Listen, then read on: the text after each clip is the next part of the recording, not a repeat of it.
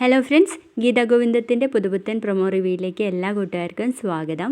അങ്ങനെ ഗോവിന്ദ് അനാർക്കലിയോട് ഇറങ്ങി പോകാൻ വേണ്ടിയിട്ട് പറയാണ്. ആ സമയത്ത് നല്ല മഴയായിരിക്കും. അനാർക്കലി കൊടയൊക്കെ ചൂടി പുറത്തിറങ്ങുമ്പോഴേക്കും അവിടേക്ക് കാറിൽ രാധികാമ്മയും വരുണും കൂടി എത്താണ് കേട്ടോ. അനാർക്കലിയെ കണ്ടതും നമ്മുടെ രാധികാമ്മ പൊട്ടിത്തെറിക്കാണ്. അത് ശരി, ഞങ്ങളെ കബളിപ്പിച്ചോണ്ട് 90 കോടി ഒറ്റയ്ക്ക് വിഴുങ്ങാന്ന് വിചാരിച്ചോ നീയും ഭാസ്കരേട്ടനും എന്നങ്ങ് പറയുന്ന നേരത്താണ് നമ്മുടെ ഭാസ്കരൻ ബാഗും സഞ്ചിക്കായിട്ട് പുറത്തേക്ക് ഇറങ്ങുന്നത്. അപ്പൊ വരുണ് പറയുന്നുണ്ട്, ഏയ് ഞങ്ങൾ ഈ ഡീലിങ്സിലൊന്നും കൂടിയിട്ടേ ഇല്ല എന്ന് പറയുമ്പോ ഗീതു പറയും, വരുണേട്ടൻ ഇപ്പറഞ്ഞത് ആത്മാർത്ഥമായിട്ടാണെങ്കിൽ സത്യദാസിനെ കരണത്തടിച്ച് പറഞ്ഞയക്കേണ്ടത് വരുണേട്ടൻ തന്നെയാണെന്ന് പറയാൻ കേട്ടോ.